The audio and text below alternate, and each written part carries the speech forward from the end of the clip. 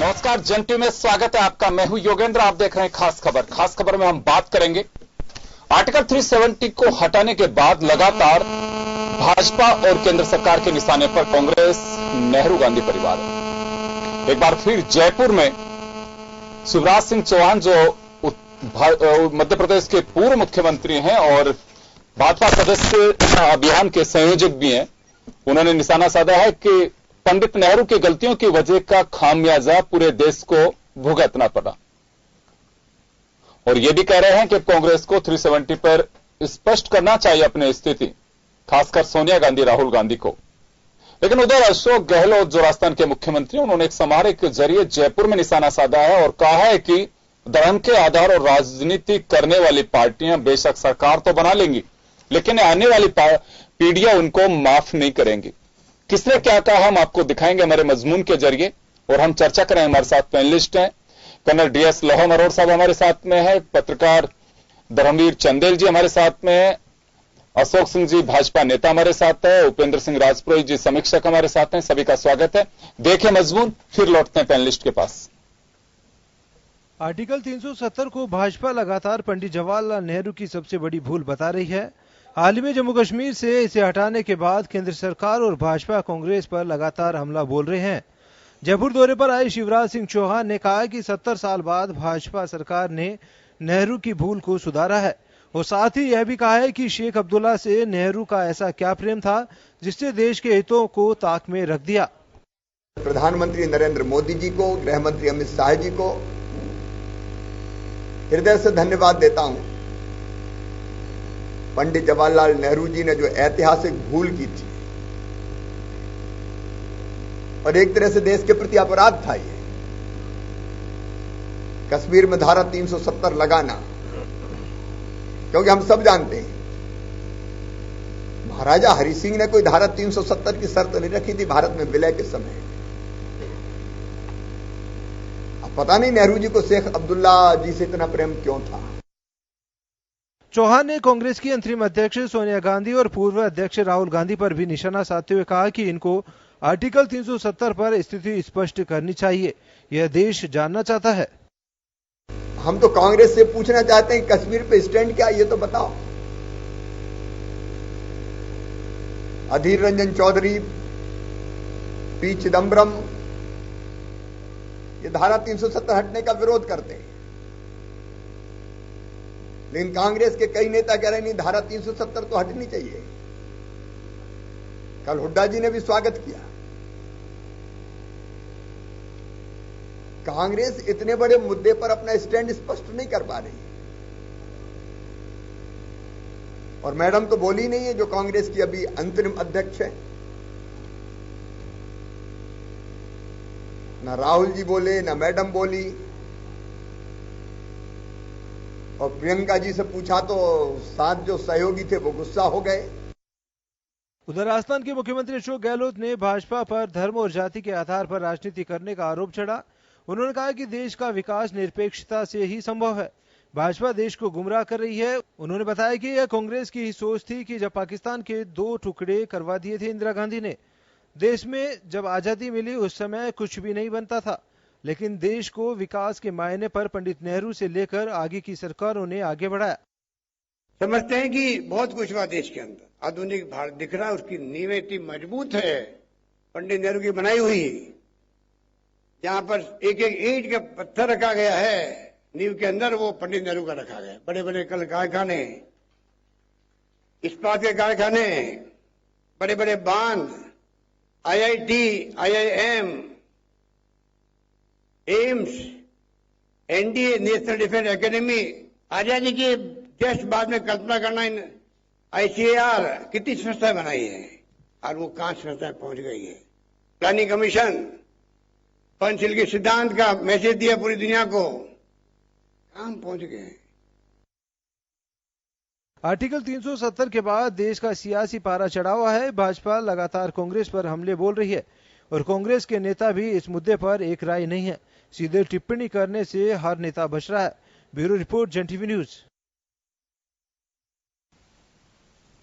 तो चले, दावा अपना अपना है। जिस सरकार के वक्त अगर कोऑपरेशन होता है, लगता है कि ये मन मुताबिक है, इससे जनता में मैसेज जा रहा है तो हमारा है, और अगर उल्टा पड़ जाता है तो इससे बेहतर कोई तरीका नहीं होता था।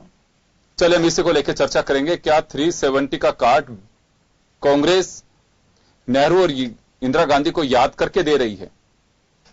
हमारे साथ इस वक्त जो लोग हमारे समीक्षक बैठे हैं उन्हीं के साथ चर्चा करूंगा। धर्मवीर जी, आपके पास आना चाहूंगा। क्या लगता है आपको कि जो 370 आर्टिकल 370 इस पे लगातार कांग्रेस पे हमला बोला जा रहा है, और शिवराज सिंह चौहान ने जयपुर में कहा भी है कि यह ऐतिहासिक भूल जो आज देश भुगत रहा है, 70 साल में इसे नरेंद्र मोदी ने सुधारा है। परिस्थितियों के अनुसार ये सारे डिसीजंस रहे या जानबूझ करके देश को 370 में धकेला गया? देखिए, मुझे लगता है कि भारतीय जनता पार्टी के उदय से पहले हमें जनसंघ का इतिहास देखना होगा। जनसंघ ने अपने घोषणा पत्र में हमेशा इस बात का उल्लेख किया है कि यदि हम सरकार में आए, यदि हम पावर में आए तो 370 को समाप्त कर देंगे। जनसंघ के संस्थापक अध्यक्ष हुआ करते थे डॉक्टर मुखर्जी, उनका वहां बलिदान हुआ। वो उस दौर में परमिट सिस्टम इस हिंदुस्तान में लागू था और वो बिना परमिट के जम्मू एंड कश्मीर गए थे। उनका यह तर्क था कि हिंदुस्तान का एक भाग जम्मू एंड कश्मीर है, तो वहां मुझे परमिट लेकर जाने की आवश्यकता नहीं है। उस दौर में वो अरेस्ट हुए और संदिग्ध परिस्थितियों में उनकी मौत हो गई। मैं कहना चाहूंगा कि जब इस देश के देशी रियासतों का एकीकरण हो रहा था तो इसकी जिम्मेदारी देश के तत्कालीन गृह मंत्री सरदार पटेल को दी गई थी। 3 ऐसी रियासतें थी जो चाहते थे कि हम केंद्र से अलग रहे, संघ से अलग रहे, हमारा स्वतंत्र अस्तित्व इस देश पर बना रहे। लेकिन सरदार पटेल ने 2 रियासतों पर सैनिक कार्रवाई की, लेकिन जो ही तीसरी पर करने का विचार कर रहे थे उसी समय कबालियों ने जम्मू एंड कश्मीर पर आक्रमण किया। जो ही वो आक्रमण हुआ, पंडित नेहरू ने कहा ये ऐतिहासिक तथ्य है, इसको देखा जा सकता है। पंडित नेहरू ने कहा कि ये विदेशिक मामला है, आंतरिक मामला नहीं है, इसको मैं देखूंगा। क्योंकि उस दौर में पंडित नेहरू देश के प्रधानमंत्री के साथ विदेश मंत्री भी थे। तो पंडित नेहरू ने जम्मू एंड कश्मीर के मामले को, जो एक आंतरिक मामला था, आज भी देश के राजनीतिक विश्लेषक, जो राजनीतिक चिंतक है, वे मानते हैं कि जो एक आंतरिक मामला था, उस आंतरिक मामले को विदेशिक मामले के रूप में देखना ही 370 की एक समस्या देश के सामने उत्पन्न हो गई। जैसा कि आज लोग कहते हैं कि 370 यदि स्थायी होता, यदि 370 जम्मू एंड कश्मीर के हितों के लिए होता, भारत संघ के लिए उसकी अच्छी स्थिति होती, तो पंडित नेहरू उसको अस्थायी नहीं रखते। उसके बाद एक लंबे कालखंड तक कांग्रेस का शासन रहा है, वो उसको स्थायी कर सकते थे। लेकिन उनको लगता था कि कहीं ना कहीं ये एक समस्या है, इसको अस्थायी रहने दीजिए, और बाद में 35A भी जोड़ा गया।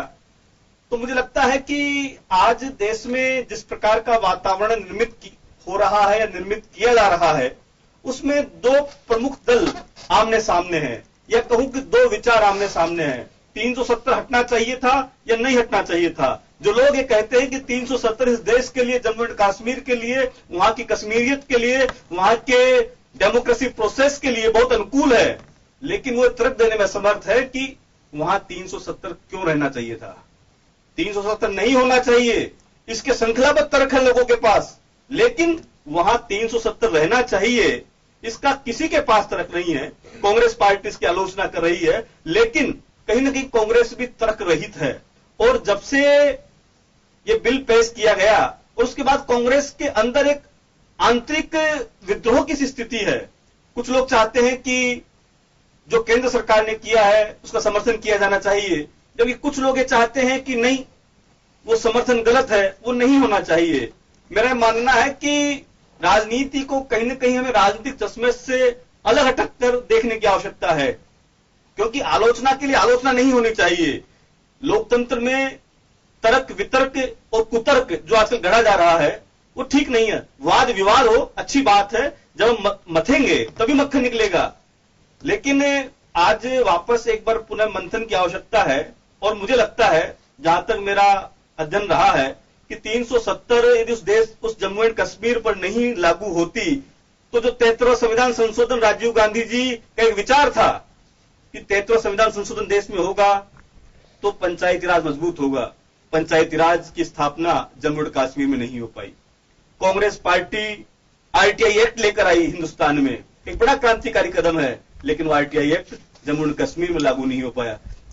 कांग्रेस सरकार शिक्षा का अधिकार लेकर आई, लेकिन वो एक्ट जम्मू और कश्मीर में लागू नहीं हुआ।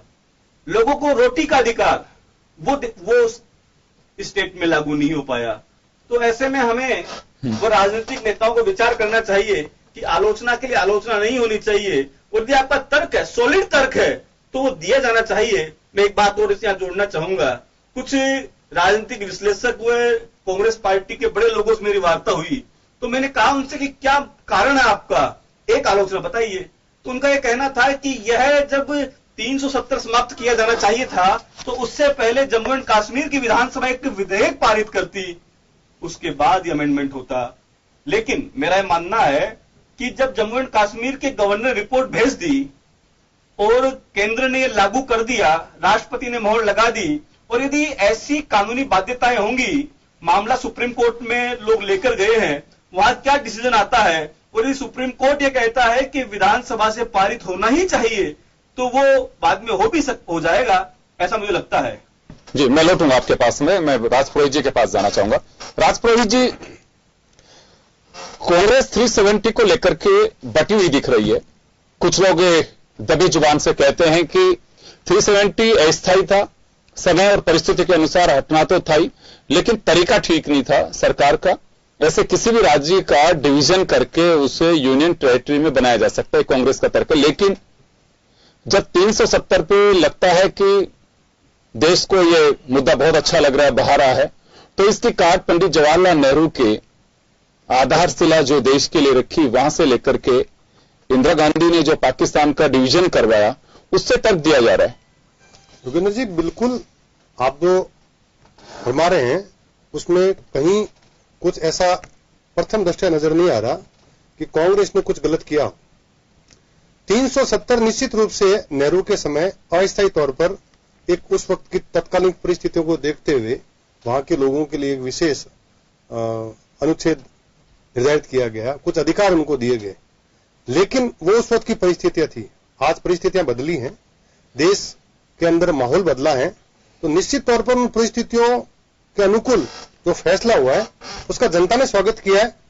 लेकिन यह है कि उस प्रक्रिया को अपनाने के लिए केंद्र सरकार ने किस प्रकार से इस धारा 370 को हटाया, 35A को हटाया, वो एक अलग विषय है।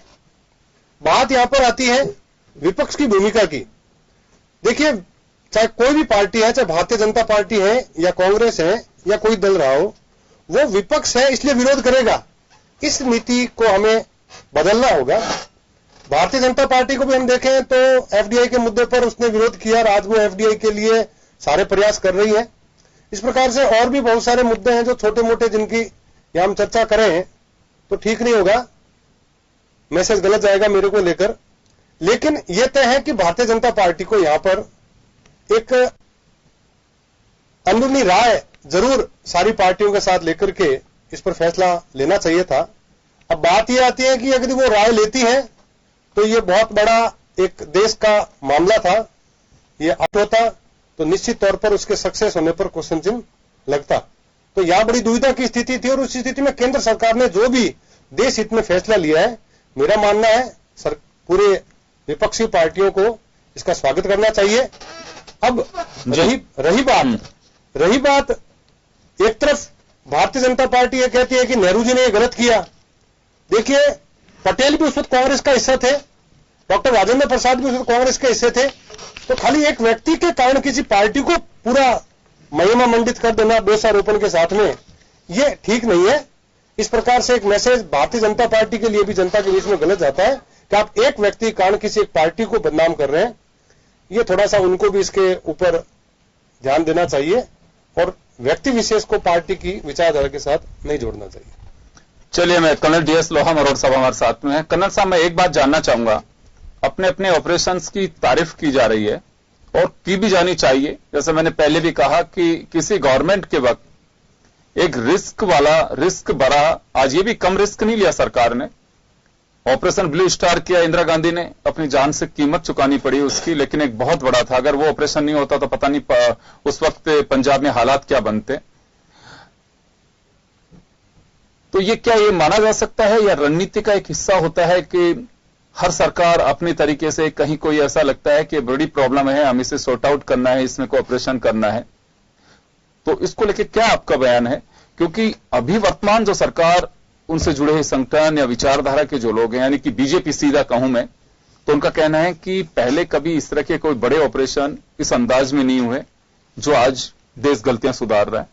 देखिए, मैं बिना पॉलिटिकल पार्टीज के व्यूज में जाए हुए 2-3 चीजें रखना चाहूंगा। सबसे पहले, अभी मेरे से पहले जो हमारे पैनलिस्ट है ये कुछ कह रहे थे कि 3 स्टेट थे जो भारत में मिलना नहीं चाहते थे। मैं बताना चाहूंगा ये 5 थे, और उसके अंदर एक राजस्थान का भी जोधपुर स्टेट था, वो मिलना नहीं चाहता था भारत में, और बाद में पहला। दूसरा, इन्होंने कहा कि फॉरेन मिनिस्टर और प्रधानमंत्री थे, इसलिए उन्होंने उसको रखा। मैं करेक्शन करना चाहूंगा कि ये फॉरेन मिनिस्टर, ये तो बात आती है अक्टूबर 22 को, अक्टूबर 2nd वीक में, जब पाकिस्तान के वो लोग बाग जो हमला करते हैं, और ये जो मिनिस्ट्रीज बनी थी ये पहले बन चुकी थी, तो ये तथ्य भी मैं सही नहीं मानता हूं। तीसरा, अभी आपने चर्चा की कि 71 जो बांग्लादेश बना, और पता नहीं किन कारणों से हम इस विषय को ये मानते हैं, कांग्रेस पार्टी को ऐसा मानना उचित नहीं मानता हूं मैं, कि पाकिस्तान के टुकड़े किए। इस पाकिस्तान के टुकड़े को पॉलिटिकल जो नैरेटिव चला गया पिछले करीब 50 साल से, मैं उसको बहुत दुर्भाग्यपूर्ण मानता हूं। पता नहीं कौन से पार्लियामेंट में ऐसा प्रोविजन पास किया गया था कि हमला होने के बाद जब वहां पर उनकी हार हो जाएगी इस पाकिस्तान में, तो उसको नया देश बनाया जाएगा। मैंने आज तक नहीं पढ़ा है, नंबर 1। नंबर 2, वो हमारे देश का टुकड़ा था, और ऐसा नहीं था कि उसका कोई नए देश का, इसके ऊपर हमें गर्व होना चाहिए, नंबर 2। नंबर 3, उसके अंदर 93,000 से 98,000 के बीच के डाटाज हैं जो PWs हमने लिए, और उसके अंदर भी हमने कश्मीर मसले को हल नहीं कर पाए। तो मैं तो इसको और नजरिए से देखता हूं कि उस समय की पॉलिटिकल पार्टीज की, पॉलिटिकल हमारी गवर्नेंस की फेलियर थी 71। नेक्स्ट एक बताया कि ऑपोजिशन पार्टीज और ये जितने, इनको कॉन्फिडेंस लेना चाहिए। मैं नॉन पॉलिटिकल एक नजरिए से देखता हूं, सामान्य जनमानस के नजरिए से देखता हूं कि जब 1-1.5 महीने पहले भारत की जनता ने प्रचंड बहुमत देके किसी एक आदमी, पार्टी को यह हक दे दिया, और उन्होंने मैनिफेस्टो में कह दिया कि 370 हटाना, तो where is a question of confidence. And what confidence? ये पिछले 73 साल से कर क्या रहे थे? ये लोग बाग भी तो इसके अंदर मेजोरिटी थी, कर देते, आज क्यों रोना रो रहे हैं? और यहां मैं मेरी बात समाप्त करूं, आपकी बात पे आऊंगा। आपने कहा कि जो पंजाब के अंदर गोल्डन टेम्पल पे आज ऐसा सुना है कि कांग्रेस पार्टी कोई स्टेटमेंट दे रही है, वो कह रहे हैं कि उन्होंने वहां बहुत बड़ा ऑपरेशन किया। भारतीय दर्शकों को, आपके दर्शकों को बताना चाहूंगा, ये दुर्भाग्यपूर्ण ऑपरेशन था। कोई अगर इसका सेरा बांधना चाहता है तो उनको शर्म आनी चाहिए। इस तरह से कह रहे हैं सर, दुर्भाग्यपूर्ण। दो सवाल आपसे। एक तो ऑपरेशन ब्लू स्टार को मुझे पहले व्यक्ति एक डिफेंस का आप सुनाई दे रहे हैं जो बता रहे हैं। दूसरी बात 71 के वॉर को लेकर के आज भी हर हिंदुस्तानी गौरवान्वित महसूस कर रहे हैं, और आप दुर्भाग्यपूर्ण बता रहे हैं। देखिए, मैंने जो 71 पे कहना था कह दिया, तथ्य है। आपको काउंटर करने तो मैं आपको कभी काउंटर नहीं कर रहा, मैं सवाल जानना चाह रहा हूं। पहले व्यक्ति मेरे कहने से नहीं, सवाल फैक्ट्स तो बताइए, किस आधार पर आप कह रहे हैं? मैं वापस रिपीट करता हूं, बताइए आधार बताइए। 71 वॉर के अंदर बांग्लादेश बनाने के लिए कौन सा पार्लियामेंट का प्रोविजन था जिसमें जनता को कॉन्फिडेंस में लिया गया? सर सुनिए, हर चीज में जनता के बीच में, सर मैं जानना चाह रहा हूं, हर चीज में जनता के बीच में जाता है। मैंने बहुत अच्छी बात है। तो आप ये पार्लियामेंट का सर्कुलर गांव में जाएगा, पार्लियामेंट का सर्कुलर किसी मेयर के पास जाएगा, गांव में जाएगा, सरपंच के पास जाएगा। क्या आप इसमें साइन करें बांग्लादेश का विभाजन कराना है या पीओके के अपने अंदर शामिल कराने के लिए? मैं पहला आदमी हूं, कोई दुख नहीं लगता। मैं ये कहना चाहता हूं, 71 में सेना की विजय हुई थी, 98,000 प्रिजनर वॉर लिए गए थे। एक नया देश बनाने की किसने बोला था?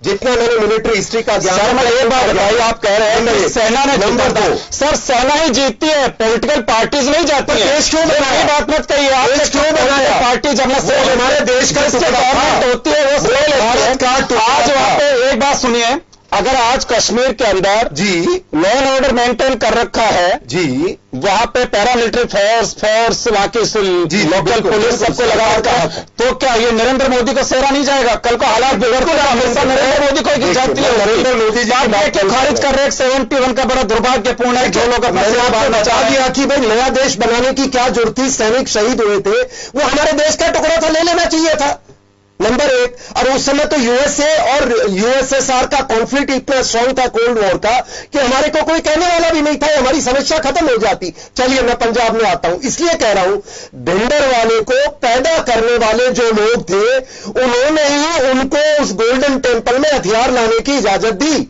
दिल्ली के अंदर गोल्डन टेम्पल के ऑपरेशन से पहले वो हथियार लेके जाते हैं, और मैं नाम नहीं लेना चाहता किसी बड़े तंत्र के आदमी का और कोई कॉन्स्टिट्यूशनल हेड का। जितना मैंने मेरी पढ़ाई में पढ़ा है वो ये कहता है कि ये लोगों ने बंदूकें लेकर के वहां पर दिल्ली में हंगामा रचाया और उसके बाद ये उग्रवादी बनकर के वहां बैठ जाते हैं।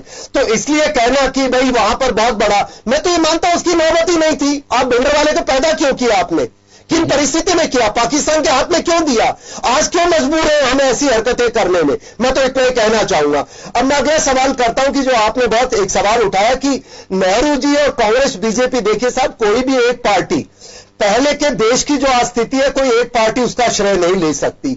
हर उस पॉलिटिकल पार्टी का एक उसमें योगदान है जिसमें हम आज आए हैं।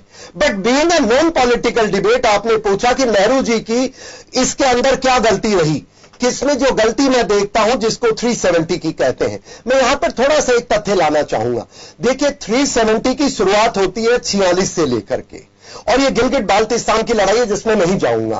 पर 370 जब भारत के अंदर लागू किया गया उस समय सिर्फ नेहरू जी एक फेवर में थे, और जिस दिन इसको पार्लियामेंट में डिस्कशन के लिए जो अपनी कॉन्स्टिट्यूट असेंबली में लाया जाता है, और जो हमारे जिनको आप बहुत बड़ा हम मानते हैं वो जो अंबेडकर साहब ने मना कर दिया था। और उसके बाद जो उनके जो कश्मीर के जो बाद में लॉ मिनिस्टर बनते हैं उनको ये अयंगर साहब को रिस्पॉन्सिबिलिटी दे के जाते हैं नेहरू जी, जिस दिन भारत से बाहर जाते हैं कि आप इसको कैसे न कैसे पास करवाइएगा। तो ये मुद्दा ये इसके लिए कोई फेवर में नहीं था, ये बहुत गलत हुआ। किन परिस्थिति में उनकी चर्चा नहीं करूंगा, लेकिन अगर ये टेम्परेरी था और इसके कारण देखिए साहब अगर ये नहीं होता तो पाकिस्तान ने ऑपरेशन टॉपैक जो लॉन्च किया था उनके जनरल जियाउल हक साहब ने, जिसके अंदर उन्होंने कहा था ब्लीड इंडिया टिल डेथ, और उसी के बाद ये इंसर्जेंसी शुरू की गई थी। तो अगर ये नहीं होता तो वहां ये पॉलिटिकल पैट्रोनाइज नहीं होती, और जो एडमिनिस्ट्रेशन में जो पाकिस्तान के समर्थक लोग तैयार हो गए वो नहीं होते। और मेरा मानना है कि जो इतनी हमारा नुकसान हुआ सैनिकों का,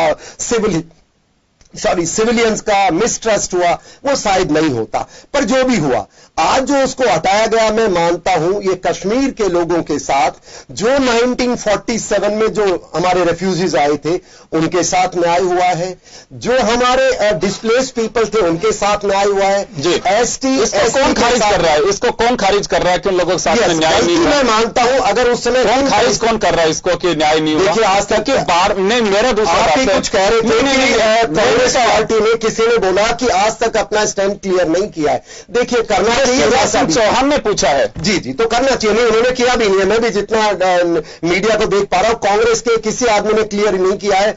आज तो आज हरियाणा के पूर्व सीएम जो हुड्डा साहब है उन्होंने कहा बहुत गलत किया, कांग्रेस को क्लियर करना चाहिए। तो मैं मानता हूं इसके ऊपर क्लियर करना बहुत गलत नहीं किया, बहुत सही किया।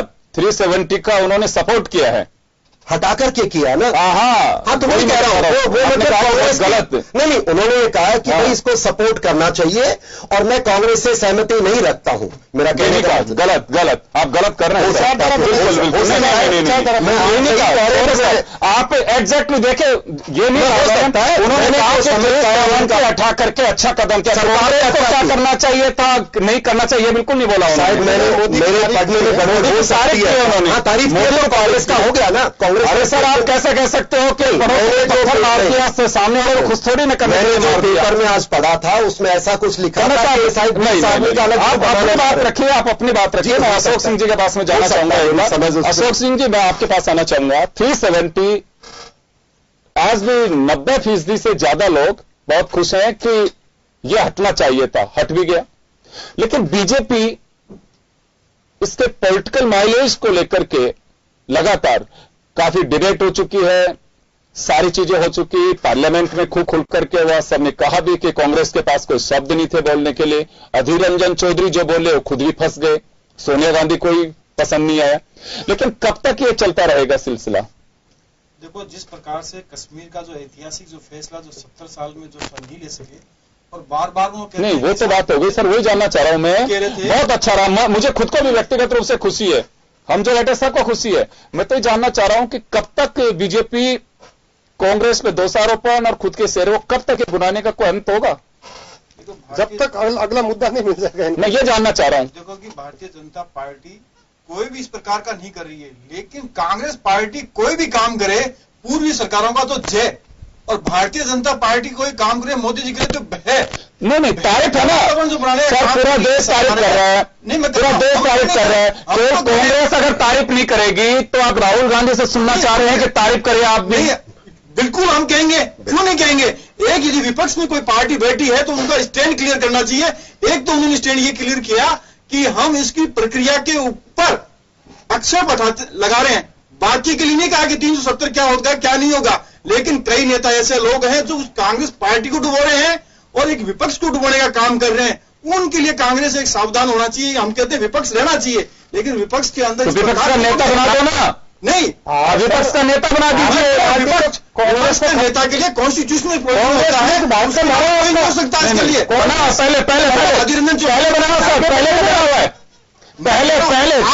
भी बना हुआ है सर, पहले लीडर ऑफ ऑपोजिशन बिना संख्या बल के आधार पर भी बना हुआ है पार्लियामेंट में। देखो, पार्लियामेंट की बात अलग, यदि कोई भी लॉ मेकर आप लॉ बनाते हो और उस लॉ में प्रोविजन किया हुआ है, कोई भी लॉ बनाओगे कि जिसकी लार्जेस्ट पार्टी होगी जो विपक्ष में होगा, उसको जिसका जो सदस्य पार्टी बनाएगी उसको हम सदस्य के रूप में रखेंगे।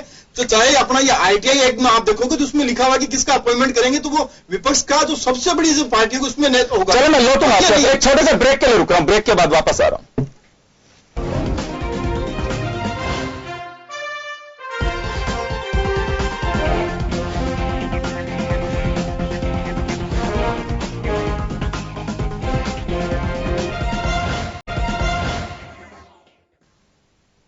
ब्रेक के बाद एक बार फिर आपका स्वागत है। आप देख रहे हैं खास खबर, बात कर रहे हैं हम 370 पर। बीजेपी लगातार कांग्रेस पे हमला कर रही है, लेकिन कांग्रेस सीधे मुंह कोई जवाब नहीं दे पा रही है।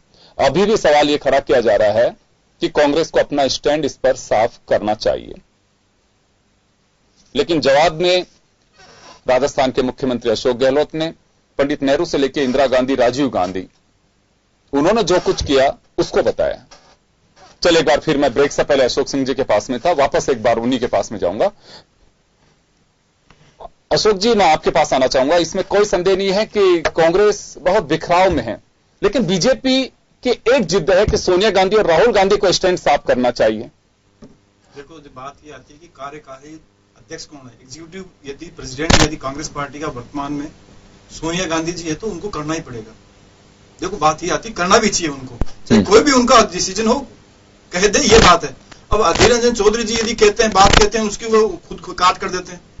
आप गुलाम नबी आजाद जी कोई बात कहते हैं, उसका मुझे लगता है नहीं कि 99% जो भारत की जो जनता है वो उसका सपोर्ट करेगी।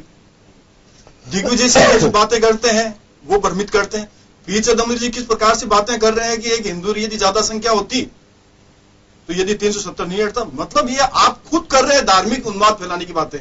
और गहलोत साहब क्या कह रहे हैं, गहलोत साहब ने भी इस प्रकार का एक लपेटने की उन्होंने भी कोशिश करी है, लेकिन उन्होंने स्पष्ट नहीं कहा कि ये सही है गलत है। हुड्डा जी ने कहा उसको स्वीकार कर लीजिए। एक युवा नेता अशोक चांदना जी ने कहा, जो मंत्री हैं वो उन पर है पता, उनको जनता के वहां जाते हैं, उनके बीच में जनता ये कहती है साहब आप क्या कर रहे हो, क्या ये देश प्रेम से सबसे बड़ा बात नहीं है। यदि भारत का कोई नागरिक कश्मीर में, जम्मू में जाता है और उसको कहते हैं आप बाहर से आए हो, ये नहीं पूछते राजस्थान से, मध्य प्रदेश से या दूसरे स्टेट से आए हो, तो उसको लगता है कि मुझे ये बातें क्यों पूछी जा रही है। और वहां के लोग यहाँ आते तो उनको कितनी आप ये देखिए कि किस प्रकार से उन्माद फैला उन लोगों के अंदर। आपने 70 साल में उसको उन्माद किया नहीं है। मैं बताऊं, लोग के स्टूडेंट दिल्ली में पढ़ने के लिए आते हैं जम्मू कश्मीर के, वो क्या कहते हैं किस प्रकार से उनमें भरा हुआ है, जो उनके पास चाय के बगान है, उनके बड़े बड़े बगान है, वो किस प्रकार से उनकी सोच है वहां पर आकर के, वो मानते ही नहीं थे। तो ऐसे सोचों को करना, अपना संविधान में उनको अभिन्न अंग मान लिया अपन ने, लेकिन अभिन्न अंग है ही नहीं था। ऐसे प्रयास क्यों नहीं किया 70 सालों के अंदर। यदि कोई हमने प्रयास किए हैं तो उसको एप्रिशिएट करना चाहिए। और उसको स्वीकार करना चाहिए। यदि आपको तर्क संगत लगता है तो सुप्रीम कोर्ट में जाइए, यदि आपको संसद के अंदर सही तर्क देनी चाहिए, जो आपको यदि अच्छा लगता है कि 370 बहुत अच्छी थी, तो आप बताइए 370 से हमने 70 साल के अंदर कश्मीर में हमने क्या किया? आपने क्या किया? आतंकवाद दिया वहां पर, उनके लोगों को हथियार दिए, उन लोगों को पत्थरबाज उन लोगों को बनाया। ये क्या है? इस प्रकार के आप 370 चाहते थे क्या? तो आप कहो कि 370 बहुत अच्छा था, इसमें ये चीजें थी। आप क्या करो, 103 के लगभग जो कानून थे वो कानून वहां लागू नहीं हो पा रहे हैं, पूरे भारतवर्ष में लागू है। वो कह रहे हैं साहब ये कानून लागू हो, ब्यूरोक्रेसी पर कोई वहां कंट्रोल नहीं हो पा रहा। तो ऐसे किस प्रकार का एक अच्छी सुधार की कार्य में हुई है, एक उसमें समय लगता है। और वहां पर एक ये नहीं है कि विधानसभा नहीं होगी, वहां पर मुख्यमंत्री भी होगा। एक 2 स्टेट का एक केंद्र शासित प्रदेश बना दिया है। कुछ विषय है जिस पर सेंटर का कंट्रोल होगा। एक स्टेट के 2 केंद्र शासित प्रदेश, उसका डिवीजन करते हैं। एक लद्दाख का किया, लद्दाख वाले तो वैसे चाहते हैं। अब लद्दाख में आप देखिए टूरिज्म, वहां देखिए आध्यात्मिक टूरिज्म अलग चीज है, एडवेंचर टूरिज्म में अलग चीज है, क्रिएटिव टूरिज्म अलग चीज है। अब इस चीज को आप देखिए, जम्मू एक अलग पार्ट है, कश्मीर में क्या नहीं है। वहां के सेव की मिठास देखिए आप, और उसमें देखिए उसका केसर का रंग देखिए, और कौवा का स्वाद देखिए। जो कश्मीर की साल थी जो विदेशों में जाती थी, उसका क्या हाल कर दिया इन लोगों ने। अब ये बचाना नहीं, वो तो रेगुलर अभी भी आज है, लेकिन इतनी चीज कहां है?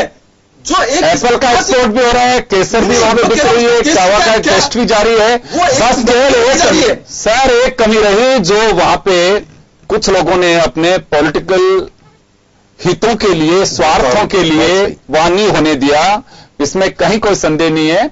अभी तो देखिए 370 बहुत अच्छी बात है, हट रहे हैं, सारी बातें हो रही हैं, ये बहुत बड़ी बात है। आने वाले दिनों में इसका भी एक कुछ चीजों को क्लियर करेंगे, वो किस तरह से कैसे हो सकते हैं, क्योंकि अभी तो कश्मीर में शांति बहाली सबसे बड़ा सवाल है जो होना चाहिए वहां पे। और मुझे कोई डाउट नहीं है कि एडमिनिस्ट्रेशन जिस तरह से काम कर रहा है कि वहां शांति और थोड़ा सा वक्त लग सकता है, लेकिन शांति बहाली होती उससे पहले सरकार ने वहां पे इन्वेस्टर्स मीट भी तय कर दी। कितना बड़ा कदम उठाया सरकार ने कि 12 से 14 अक्टूबर तक वहां इन्वेस्टर्स जाएंगे। इस विषय को लेकर मैं एक बार धर्मी जी के पास जाना चाहूंगा। धर्मी जी, शांति बहाली से पहले इन्वेस्टर्स मीट तय कर दी गई वहां पे कि 12 से 14 अक्टूबर तक इन्वेस्टर्स आएंगे वहां पे, क्योंकि वहां बेरोजगारी थी। वो बेरोजगारी इस रूप में हम देख सकते हैं कि लोग चंद रुपए के लिए पत्थर फेंका करते थे, इससे इल्म होता है हमें जी। लेकिन पहले कोई इन्वेस्टर जाएगा तो कुछ शांति वाली हो, क्यों राजस्थान में भी इन्वेस्टर्स मीट हुई थी, उसका रेशो जो है वो अभी सरकार ने जो दावा किया है 19% के आसपास रहा है। तो शांति बहाली वाली जो प्रदेश है उसका रेशो ये है, तो वहां ये माना जा सकता है कि जो बड़े स्टेट हैं उनसे भी कुछ बेहतर कर पाएंगे। देखिए, मुझे लगता है कि सरकार की इच्छा शक्ति है और सरकार वहां पर जम्मू एंड कश्मीर को वापस एक ऐसा प्रदेश बनाना चाहती है, एक आदर्श प्रदेश के रूप में विश्व के मानचित्र पर रखना चाहती है, तो निश्चित रूप से एक दृढ़ संकल्प लेकर जो इन्वेस्टर्स वहां जाएंगे उनको सुविधाएं यदि प्रोवाइड कराएंगे, तो मुझे लगता है कि कहीं ना कहीं निश्चित रूप से उन बागानों में वापस हंसी की फुलझड़ियां फूटेंगी। क्योंकि एक उद्योगपति किसी दूसरे राज्य में, दूसरे जिले में तभी जाता है जब सरकार की ओर से उसे अनुकूलताएं मिलती हैं। यदि एकल खिड़की के माध्यम से सारी फैसिलिटी उद्योगपति को मिलती है, सब्सिडाइज रेट पर उसको जमीन उपलब्ध होती है, उनकी सिक्योरिटी होती है, और सबसे बड़ी बात यह है कि जो उत्पाद तैयार करेंगे उस उत्पाद की यदि वहां डिमांड और सप्लाई का सिद्धांत भली प्रकार यदि वहां लागू होता है और उसमें यदि वो प्रॉफिट कमाता है, तो निश्चित रूप से उद्योगपति तो कहीं भी जाने के लिए तैयार है। उसका पहला काम यह है कि बिजनेस को बढ़ाना है। और आज हम देखते हैं कि ये बिजनेस हो गया है, व्यापार है शुद्ध रूप से, और इसमें लोग सेवा के लिए नहीं करते हैं, व्यापार के रूप में करते हैं। तो बिजनेस में देखिए, ये तो हमेशा का वो है, बिजनेस का फंड है साहब, जो पैसे लगाएगा वो 2 पैसे कमाने के लिए ही जाएगा, क्यों चैरिटी में वो काम नहीं कर सकता। ये है भी। एक बार रतन टाटा से सवाल पूछा गया कि आप बड़े उद्योगपति रहे हैं, अंबानी परिवार ने कुछ समय पहले ही इस फील्ड में हाथ आजमाया और एक शिखर पर पहुंच गए, किस रूप में देखते हैं? तो उन्होंने कहा कि मैं उद्योगपति हूं और वो बिजनेसमैन है, दोनों में बड़ा अंतर है। उद्योगपति ये सोचता है कि जनता को फायदा हो, कुछ मुझे फायदा हो, लोगों को रोजगार मिले और सामूहिक समन्वय के रूप में प्रगति हो, जबकि बिजनेसमैन शुद्ध रूप से अपना खुद का हित सोचता है। बिल्कुल बिल्कुल, जो रतन टाटा के जो शब्द हैं तो मुझे लगता है कि सरकार की दृढ़ इच्छा शक्ति रही, सरकार ने वहां अनुकूल परिस्थितियां मुहैया कराई, सरकार ने अन्य प्रदेशों की तरह डामाडोल स्थिति नहीं रही। यदि उद्योगपतियों को आपने मौका दिया तो निश्चित रूप से वह बाहर आएगी, ऐसा मेरा मानना है। और रही बेरोजगारी की बात, वहां के युवा, जम्मू एंड कश्मीर की तरुणाई चंद रुपए लेकर पत्थर फेंका करते थे। इससे ये पता चलता है। एक चीज सर, मैं एक बात मैं शेयर करना चाहूंगा। कर्नल साहब मिस्टर डीएस लोहा मरोड़ जो हैं, ये लंबे समय रहे हैं। आज भी अन्य राज्यों की अपेक्षा बेरोजगारी वहां कम कह सकते हैं आप, अन्य राज्यों की अपेक्षा। आज भी जो पत्थरबाज जो दिखाई देते हैं मूल कश्मीर के, उनमें 30% होंगे, 70% दूसरे जगह से हार पकड़े भी गए पहले लोग। कोई कहां से आया हुआ था, कोई कहां से आया हुआ था। कश्मीर के युवा को तो ये चिंता का विषय होना चाहिए कि वो भटक ना जाए, भटकाव नहीं होना चाहिए उसको, क्योंकि वो जिस तरह का माहौल, जिस तरह का उसका ब्रेन बनाया गया है कि आपको बस ये इसके नाम पर, जैसे कहा जाता है कि एक जिहाद या धर्म के नाम पर कुछ लोग किसी को ब्रेन वॉश कर देते हैं, इससे बचाना होगा। अदरवाइज कश्मीर का कोई भी व्यक्ति ना बैठ के खाना पसंद है, ना वो बेरोजगार है। वहां टैक्सी हो सकती है, वो गाइड हो सकता है, छोटी छोटी जगह पे वहां की ऐसा कोई गांव नहीं है कि जिसकी उसकी कोई खूबी नहीं हो। हर जगह वहां टूरिज्म है। गांव छोटे से जिसको हम ढानी कहते हैं, वो भी प्रकृति की गोद में ऐसी बसी हुई है कि लोग उसी के घर को पीजी बनवाया लोगों ने पैसे देकर के उसको, कि आप इसको झोंपड़े को पीजी में कर दीजिए, कभी कभी हम भी आकर के ठहर सकते हैं, पीछे से कोई आता तो आप पैसे कमा सकते हैं। गुलमर्ग सोनमर्ग के रास्ते में जो पड़ते हैं वो बिल्कुल प्रकृति की गोद में ऐसे ही है कि लोग 5 स्टार से ज्यादा बेहतर उनको समझते हैं। तो वहां बेरोजगारी नहीं है। जो लोग आज अपने अगर पशु चरा रहे हैं वो भी उसमें खुश है, लेकिन बस उनको चाहिए वहां शांति।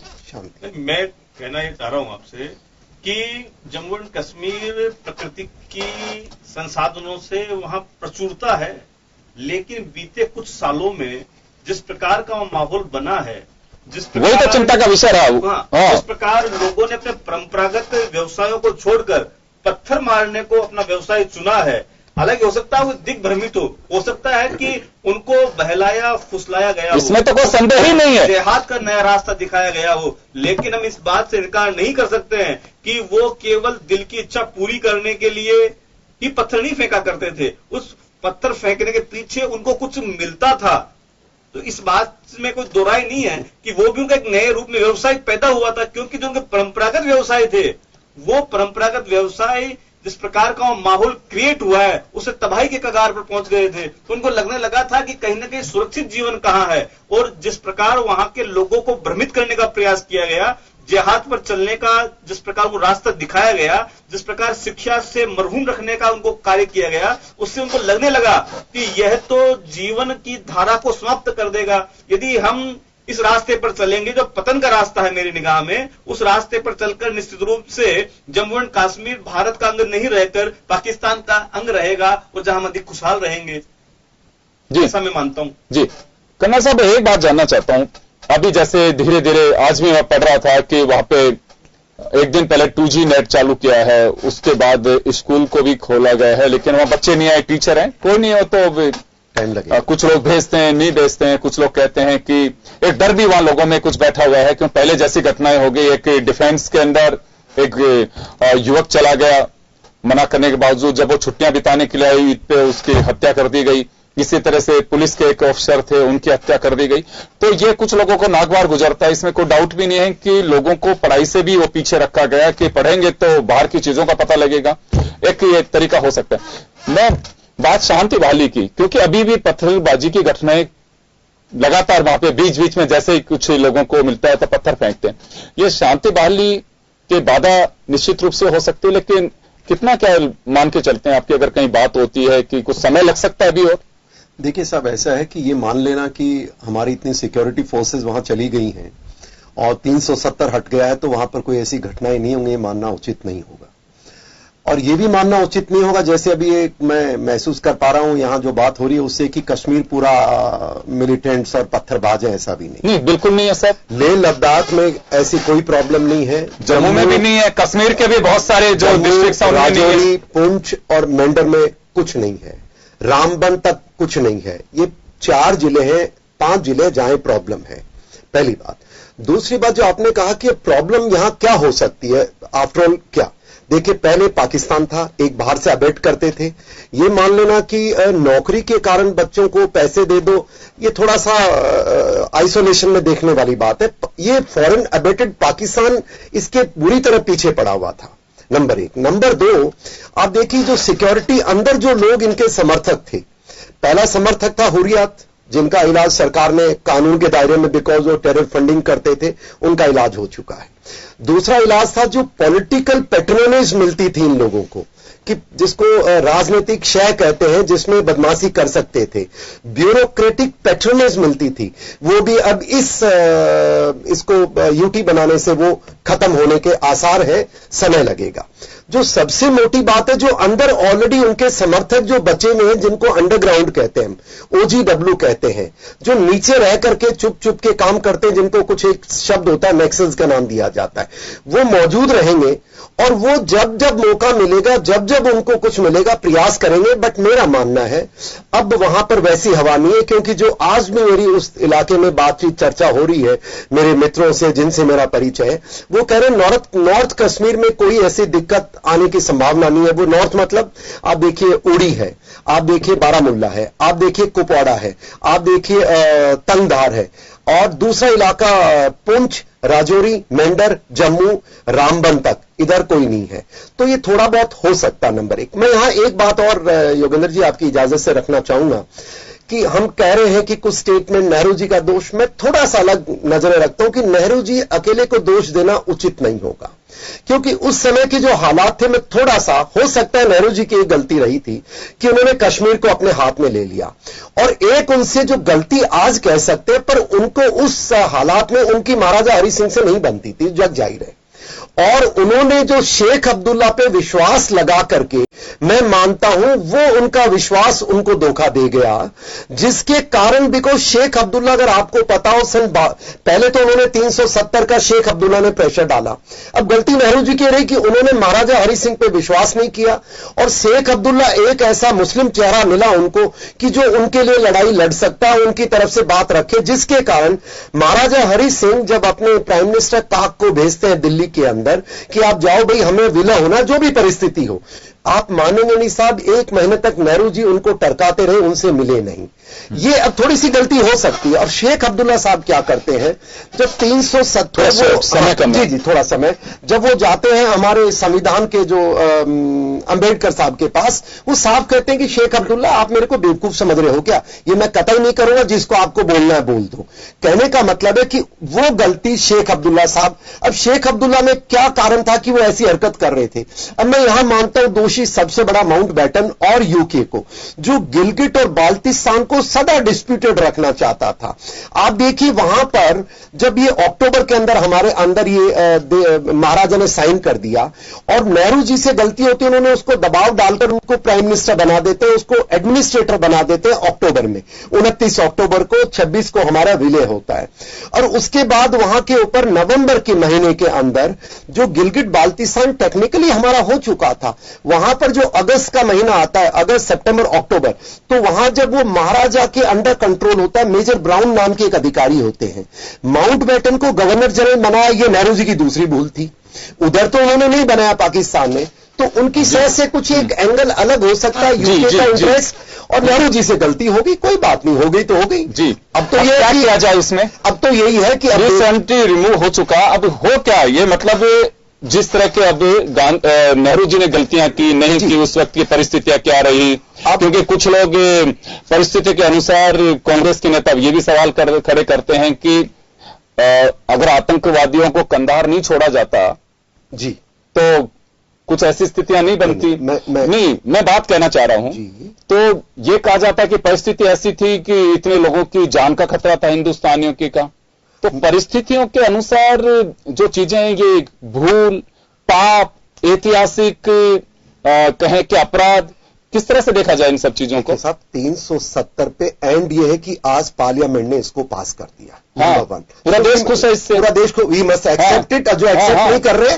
वो कृपया करके आप एक्सेप्ट करें। नहीं, वो आप और मैं प्रेशर नहीं डाल सकते, उनकी इच्छा है। नहीं, इच्छा है तो वो इच्छा खैर वो अगले चुनाव में उनको पता लग जाएगा, उनकी मर्जी। देखो आप पब्लिक को छोड़िए, आप ऐसी कर सकते हैं, मैं रिक्वेस्ट कर सकता हूं। आप कर सकते हैं, हम तो रिक्वेस्ट भी नहीं कर सकते। आज सपोर्ट करें, मैं सपोर्ट कर रहा हूं 370, अच्छा लगा मुझे। इंटरनेशनल जो पोजीशन बनी है भारत की, उसके अंदर आप देखिए पहले यूके था। चलिए मैं सॉरी, मैं रोकना चाहूंगा, मैं राज पुरोहित जी के पास में जाना चाहूंगा। पुरोहित साहब, एक लंबे बहस का विषय है कि घूम फिर करके बात वही आती है कि पंडित नेहरू अगर ये नहीं करते, गलतियां हो सकती है, इतिहास में होंगे सारी बातें, जैसे हम में से सब में से कर्नल साहब ने बड़ा डीपली इसको बताया है। और अब होगा क्या इसका? सिर्फ एक पॉलिटिकल माइलेज के लिए, या फिर इतिहास को सुधारने की कोशिश होगी, या नहीं सुधारा जाएगा, या बीजेपी इसको खींच के हमेशा जब भी चुनावी लाभ लेना होगा तो खट से पंडित नेहरू को उठाएंगे और उसको दिखाएंगे कि देखिए ऐतिहासिक भूल थी, हिंदुस्तान ये चला गया। योगेंद्र जी, निश्चित तौर पर केंद्र सरकार ने एक बहुत अच्छा स्टेप लिया है, लेकिन अब इसको समापन का वक्त आ गया है। अब इस पर और ज्यादा चुनावी सभाओं के अंदर या जो भी आने वाले स्टेट्स के अंदर 4 स्टेट में चुनाव है, मुझे लगता है कि इसको वहां तक खींचने का इनका प्रयास रहेगा कि चुनाव में इसका भरपूर फायदा उठाया जाए, और निश्चित रूप से इसका बेनिफिट भारतीय जनता पार्टी को मिलने जा रहा है, इसमें कहीं पर कोई दोराय नहीं है। लेकिन एक स्वच्छ राजनीति के तौर पर अब भारतीय जनता पार्टी को इस मुद्दे से आगे बढ़ना चाहिए, और अगला अपना जो भी देश हित के लिए, अपने भारत के इतिहास को बदलने के लिए, भारत के विकास के लिए, युवाओं के लिए, डेवलपमेंट के लिए जो भी स्टेप उठाने हैं, कश्मीर में ये उद्योगपतियों को आमंत्रित कर रहे हैं, एक अच्छा स्टेप है, सपना दिखाया जा रहा है।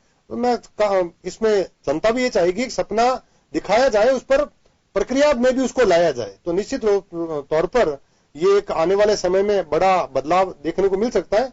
लेकिन राजनीतिक माइलेज लेने के लिए यदि इसका उनका कोई लगातार इसमें स्पीच में रहता है तो ये एक अच्छी बात नहीं है। जी, मैं आना चाहूंगा एक बार अशोक सिंह जी आपके पास में। अभी बीजेपी अपने एजेंडे से, हालांकि देखिए जनसंघ के वक्त से बीजेपी का ये एजेंडा था जिसमें सफलता मिली, और 2 बड़ी चीजें थी, 370 और राम मंदिर, इसमें कोई संदेह नहीं है। अगर ये मसला उल्टा पड़ता तो खामियाजा बीजेपी को उठाना पड़ता, और जब देश खुश है तो बेनिफिट भी बीजेपी को मिलना चाहिए। लेकिन ये घसीटा कब तक जाएगा? देखो कि देश हित में कोई भी काम हो वो सर्वप्रिय है और वो जनता उसको स्वीकार करती है, और वही कोई एजेंडा यदि कोई पार्टी उसमें अपने मैनिफेस्टो में लेके आती है तो मैनिफेस्टो का उसका पार्ट होता है, उस पार्ट के हिसाब से वो कार्रवाई उसकी करती है। उसमें यदि कांग्रेस पार्टी अपने मैनिफेस्टो में ये बातें उल्टा लेके आती है कि साहब हम तो नहीं करेंगे, और बार बार आप स्टेटमेंट दोगे, और पाकिस्तान की जिस प्रकार से आप ज्यादा बात तो नहीं करोगे लेकिन कुछ न कुछ उसका सपोर्ट आप करने की कोशिश करोगे, तो जनता तो सवाल उठाएगी। तो एक जनता ने सवाल उठा के तो 303 सीट दी आपको। नहीं, राजनीतिक पार्टियां फिर बाद के अंदर, जो भारतीय जनता पार्टी हो या कोई दूसरा भी कोई दल होगा, तो वो यही कहेगा कि ये बात आप क्यों कर रहे हो बार बार के अंदर। सर अशोक सिंह जी, 303 सीट आई है, वहां पर माहौल खराब करने की कोशिश कर रहे हो। आप शांत रहिए ना, अब आपको 303 सीट बुलाया गया, और यदि कोई मुझसे पूछे तो मैं यही तो जवाब दूंगा। यदि ये अरे साहब, मैं आपकी जगह हूं तो मैं ये बोलूंगा कि बीजेपी इसका लाभ क्यों ना ले, आप क्यों शर्मा मिला ना, पार्टी है, लीजिए, सब बेनिफिट मिला है। मैं तो कहूंगा लेना चाहिए आपको। इनका कोई भी काम बिल्कुल अच्छा काम किया आपने, अच्छा काम किया, बहुत अच्छा किया, मिलेगा, चाहे भारतीय जनता पार्टी हो या कोई दूसरा दल हो। तो आगे बढ़िए ना। अरे साहब, आप इनके चक्कर में मत पड़ो, आप बोलो कि हम लेंगे लाभ। एक जो चीज होती है कि साहब आगे बढ़ो, आगे बढ़ो, हर काम की प्रायोरिटी होती है, उस प्रायोरिटी के हिसाब से काम किया जाता है। जो जिस प्रकार से आप जो काम किया उसके सराहनीय काम है। और आप कश्मीर के अंदर ये देखिए कि जिस प्रकार की स्थिति का है, उसमें कर्फ्यू में कम धीरे धीरे ढील दी जाएगी, उसमें विकास का पैमाना टाइम लगेगा, कोई थोड़ा समय लगेगा, क्योंकि एक दिन में कुछ हो नहीं सकता। लेकिन पॉलिटिकल पार्टी जो विपक्ष है उसको भी धैर्य रखना चाहिए। ये नहीं कि कोई अलगाववादी जैसी बातें कर रहे हैं, या वहां की जो पॉलिटिकल पार्टियां जैसी बातें कर रही हैं उनको आप आग लगाने का काम मत कीजिए, कि वो तो करेंगे, क्योंकि उनका जनाधार है वो खत्म हो चुका है, और वहां की जो जनता उनको स्वीकार नहीं कर रही है, क्योंकि वो चाहते थे कि इतने साल इन लोगों ने किस प्रकार से 370 का नाम लेकर के। तो बेनिफिट मिलेगा ना उसका, आपको उसका बेनिफिट मिलेगा आपको। देखो कि जो काम करेगा उसको जनता देगी, बेनिफिट देगी, स्वाभाविक है। हम भी देख रहे हैं, नागरिक होने के नाते उसका तो बेनिफिट आपको मिलना है, इसमें कोई बात नहीं। मैं धर्मवीर जी आपके पास जाना चाहूंगा।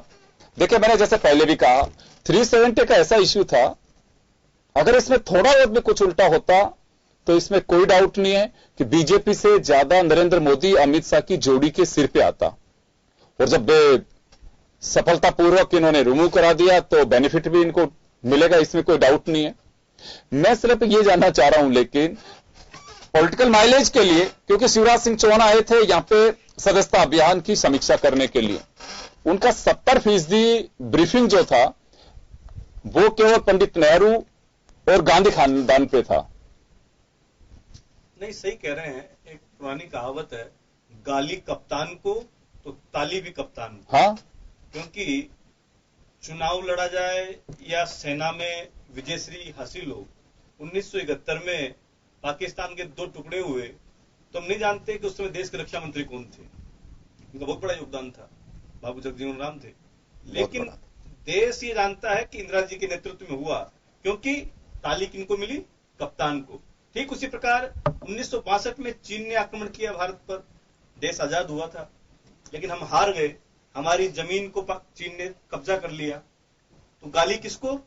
पंडित नेहरू को। लोग कहते हैं कि पंडित जी ने ढंग से काम नहीं किया, हिंदी चीनी जो नारा था उसके कारण भारत को पराजय का सामना करना पड़ा। हालांकि ये भी कहते हैं, सच है कि देश नया नया आजाद हुआ था, संसाधनों की भी कमी थी, लेकिन लोग ये भी कहते हैं कि यदि भारत की फिजाओं में यदि ये नारा नहीं गूंजता, हिंदी चीनी भाई भाई, तो भारत की पीठ पर खंजर नहीं मारा जाता।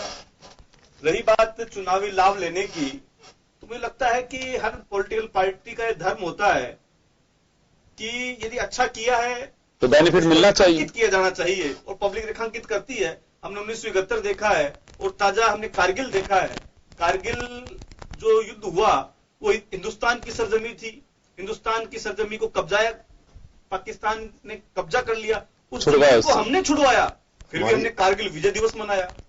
तो ऐसा लगता है मुझे कि हर पॉलिटिकल पार्टी करती है। 1971 में भी कांग्रेस ने बेनिफिट लिया और इंदिरा जी को दुर्गा के रूप में दिखाया गया, दिखाना भी चाहिए था कि एक बड़ी कूटनीतिक राजनीति के रूप में उन्होंने उसका परिचय दिया। यह वह दौर था जब विश्व की राजनीति एक बदलाव की ओर निरंतर बढ़ रही थी। हालांकि उस दौर में भी भारत एक कमजोर राष्ट्र था, एक निर्गुट राष्ट्र था, एक गुटनिरपेक्ष देशों का नेतृत्व करता था, लेकिन उस दौर में अमेरिका सशक्त था, रूस सशक्त था।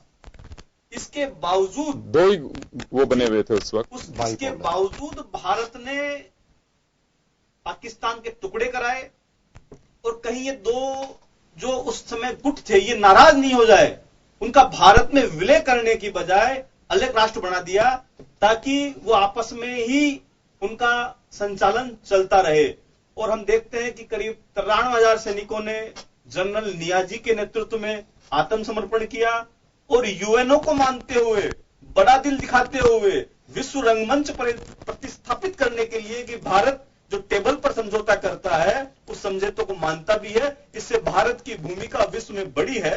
हालांकि कुछ लोग ये भी आलोचना करते हैं कि ऐसा नहीं किया जाना चाहिए। नहीं, देखिए आप थोड़े तथ्य पे दूसरे परिप्रेक्ष्य में रखना चाहिए। मैं माफी चाहूंगा सर, समय हो गया, नहीं समय हो गया एक बार। जो ये आप विजय बता रहे हैं, इतने प्रिजनर ऑफ वॉर लेने के बाद मैं तो इसको बुरी तरह से सैनिकों के माध्यम से हार मानता हूं। और हमारे उस समय के आज तक 4,000 जो प्रिजनर्स ऑफ वॉर है पाकिस्तान में आज भी हैं, ये हार हुई है, हमारे साथ पाकिस्तान ने धोखा किया है, जो पब्लिक डोमेन में कभी नहीं आया, जो आना चाहिए चर्चा का विषय। जी, लेकिन डिफेंस के कभी ऑफिसर्स ने कभी सरकार के सामने बात नहीं रखी कि हमें ये लेना चाहिए। कारगिल युद्ध के वक्त ये कि आज तो प्रेशर में है पाकिस्तान, उस वक्त मुझे लगता है कि इतने बड़े सेना अध्यक्ष और ये सब लोग रहे, कई बार पाकिस्तान पे प्रेशर भी आया, ये कोशिश क्यों नहीं की गई कभी? देखिए, सब सेना की बातें सेना में रहती हैं। मैं भी सेना के नहीं, आप सेना मेरे को जो ध्यान में जितना समझ सकता हूं, सेना ने कभी नहीं बोला होगा इन प्रिजनर ऑफ वॉर को तुम छोड़े, पहले बाकी समझौते करो। इनको छोड़ना ही नहीं चाहिए था, पहले कश्मीर का मसला हल होना चाहिए। ऐसी आवाज सेना की उस समय भी थी। और जो मेरे जैसे सेना के दौर में जो पढ़ाई की हमने, हम ये मानते थे, हम भी सोचा करते थे। अब पर ये पुराना इतिहास है, तो इसको मैं माफी चाहूंगा। तो कुल मिलाकर के यह है कि कश्मीर का मुद्दा अभी शांत होने वाला नहीं है, और धीरे धीरे जैसे जैसे वक्त निकलेगा चीजें कम नहीं होंगी, बढ़ती जाएंगी, क्योंकि 4 राज्यों के चुनाव आने वाले दिनों में होंगे, जिसमें से 3 राज्यों के चुनाव इसी साल होंगे। तो जब तक चुनावी पारा चढ़ता रहेगा, उसी तरह से बेशक वहां बर्फ पिघलने का टाइम आता रहा हो या जमने का टाइम आता हो, लेकिन सियासी पारा एक रफ्तार से और बढ़ता जाएगा, ये कम नहीं होने वाला है। और देखना होगा कि सबसे मेजर जो एक आम नागरिक को लगता है, वो चाहता है कि कश्मीरियत और कश्मीर की खूबसूरती वापस उसे मिले वैसे ही अंदाज में जैसे किसी ने अगर देखा है, जिसने गौर किया हो, उसी तरह से उस नजरिए से वो देखना चाहता है। फिलहाल तुम्हारी चिंता होनी चाहिए कि जल्दी से जल्दी वहां शांति बहाली हो, और जैसा एक आम आदमी देखना चाहता है कश्मीर बिना किसी भय के, बिना किसी सुरक्षा के, वैसा है जैसे एक राजस्थान है, उत्तर प्रदेश है, मध्य प्रदेश है, वैसा ही राज्य। हमारी कोशिश ये होनी चाहिए, बजाय राजनीतिक लाभ हानि, निश्चित रूप से जनता है, पढ़ी लिखी है, समझती है, जिसको बेनिफिट लगता है कि हाँ बिल्कुल अच्छा निर्णय, निश्चित रूप से जनता उसका सहयोग करती है, और लगता है कि गलत निर्णय है, खारिज कर देती है। जनता पे छोड़िए। बहुत बहुत शुक्रिया आप सभी का। खास खबर में इतना ही, दीजिए इजाजत, नमस्कार।